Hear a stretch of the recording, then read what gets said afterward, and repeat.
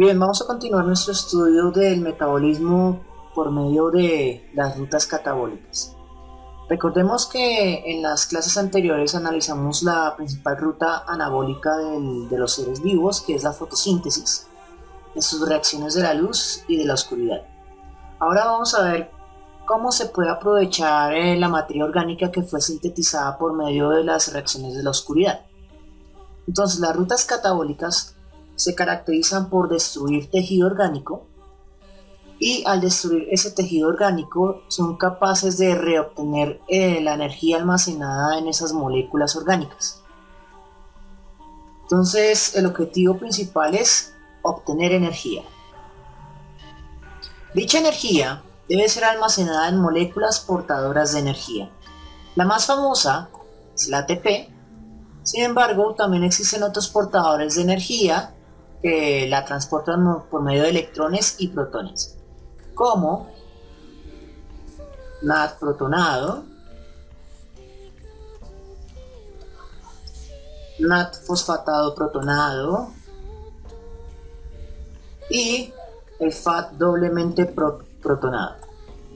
Entonces esos son los portadores en sus estados de alta energía. Y ese es el objetivo que usted debe poder visualizar en los esquemas de reacciones de las rutas catabólicas. Son esquemas bastante complejos. Sin embargo, lo que se le va a pedir por el momento es que ubique a los portadores de energía y dónde se sacrifica energía y dónde se obtiene energía. Ya que usted no ha visto aún un curso de química orgánica, sería completamente irrelevante, digamos, que poner detalles sobre los cambios estructurales de las moléculas, ya que usted no tiene los conceptos para entender ni la simbología ni el significado de sus cambios estructurales, así que vamos a ser muy generales sobre eso.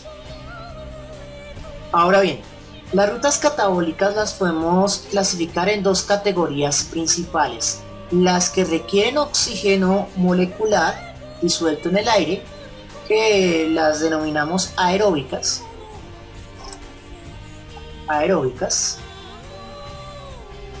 y las que no requieren oxígeno molecular disuelto, anaeróbicas.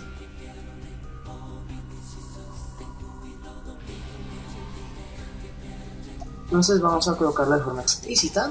Entonces, las rutas aeróbicas requieren oxígeno y las anaeróbicas no requieren oxígeno.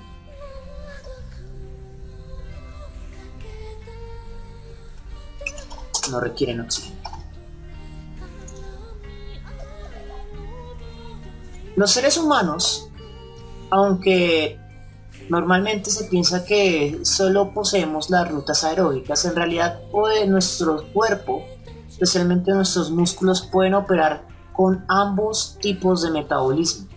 Entonces a veces operamos con la ruta anaeróbica y en otras ocasiones vamos a operar con la ruta aeróbica.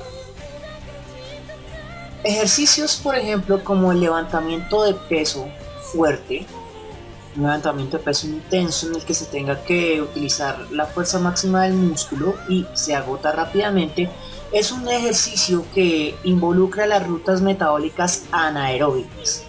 Es decir, nuestros músculos no requieren consumir grandes cantidades de oxígeno para hacer ese tipo de ejercicio. Mientras que correr grandes distancias en larguísimos periodos de tiempo sí es un ejercicio que va a requerir una gran cantidad de oxígeno. Nuestros músculos van a demandar una gran cantidad de oxígeno. Oxígeno que va a estar almacenado ya sea en la mioglobina, un reservorio propio de los músculos, por eso esos músculos son rojos, ya sea de la hemoglobina en la sangre, y evidentemente todo ese oxígeno va a provenir en última instancia del intercambio de gases en los pulmones. Por lo anterior, por fin puedo explicar la razón por la cual vimos los grandes sistemas de órganos antes. El sistema digestivo le va a proporcionar el combustible necesario a todos los sistemas para realizar las rutas metabólicas. Ya sea que requieran oxígeno o no requieran oxígeno, siempre va a requerir un combustible. En este caso pueden ser azúcares, grasas, y cuando el cuerpo ya no tiene grasa, pues puede también consumir sus aminoácidos. Pero eso ya es en una etapa extremadamente peligrosa, que es cuando el cuerpo no tiene grasa corporal para poder consumir. Adicionalmente, para poder hablar de la ruta aeróbica, también introdujimos el sistema respiratorio, que en realidad es el sistema de intercambio de gases. Viene el sistema de intercambio de gases.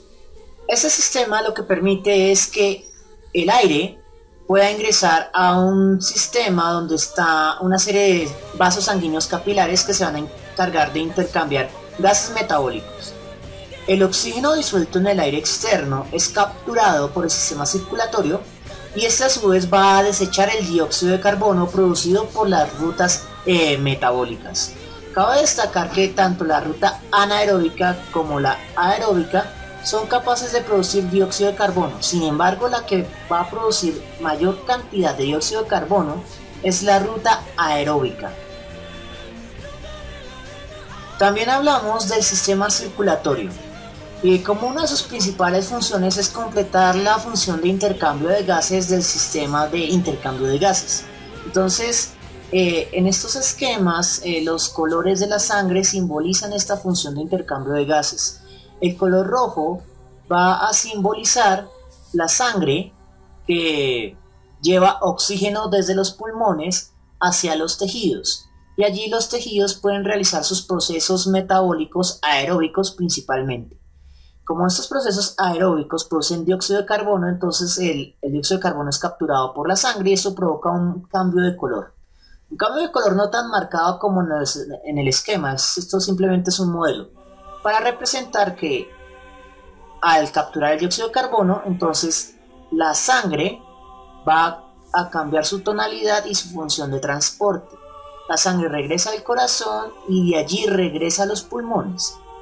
Entonces se da el intercambio de gases de desecho. El dióxido de carbono sale de la sangre y la sangre vuelve a capturar oxígeno. Ese es un ciclo y esa es la función de intercambio de gases que realiza el sistema circulatorio.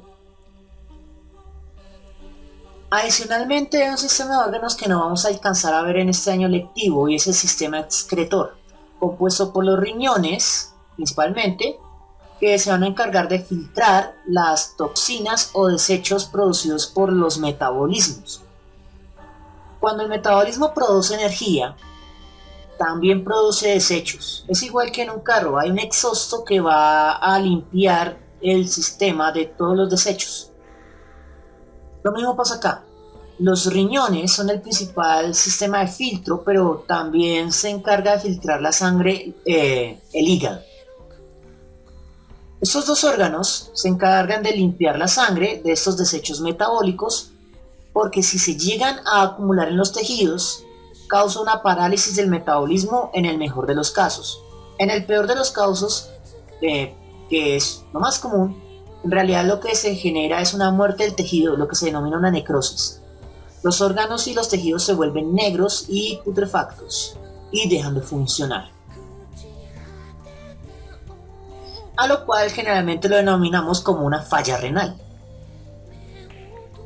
En medio de estos 4 sistemas de órganos se encuentran, por lo tanto, las rutas metabólicas. Estas secuencias de reacciones químicas que ocurren en los tejidos, que requieren gases metabólicos, requieren nutrientes, requieren transporte y requieren que todos sus desechos sean expulsados del cuerpo. Y ese es el objetivo que vamos a realizar pues en esta última parte de nuestro estudio de la biología de organismos, que es los metabolismos. Vamos a comenzar con un metabolismo que es común. Tanto la ruta aeróbica como la anaeróbica pueden comenzar por esta ruta.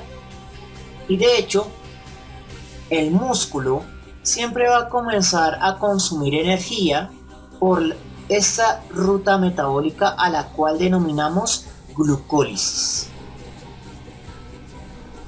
Bien, entonces retornando a las rutas metabólicas, vamos a tener lo siguiente. Vamos a tener en primera instancia la glucólisis. A partir de la glucólisis se desprenden otras rutas metabólicas que pueden ser aeróbicas o anaeróbicas.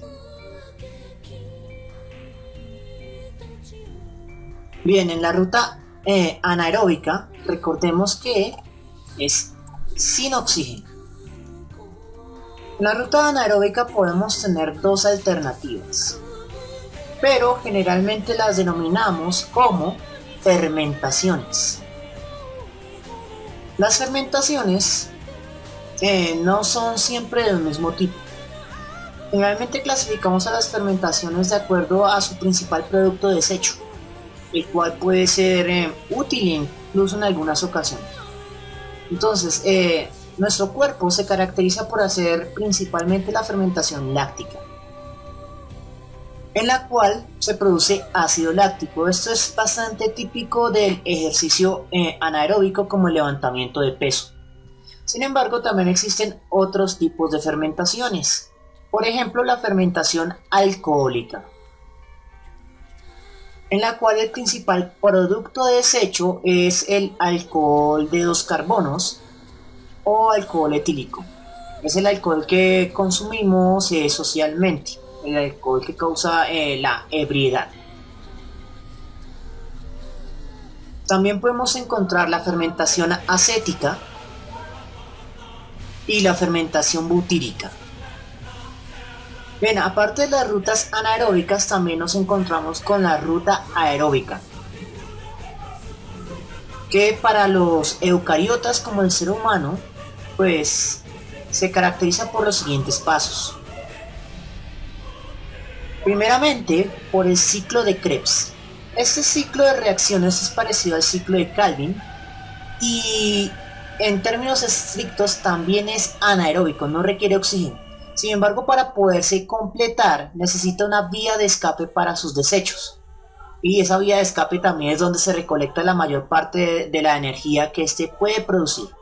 Esa vía de escape la conocemos como la cadena de transporte de electrones.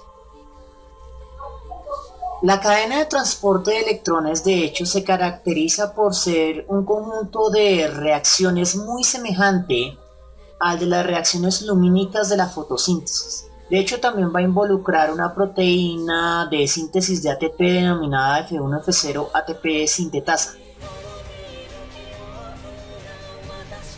En resumen, estos son los principales temas que hay que ver en las rutas metabólicas del ser humano. Entonces vamos a resaltar qué es lo que tenemos que analizar de forma obligatoria.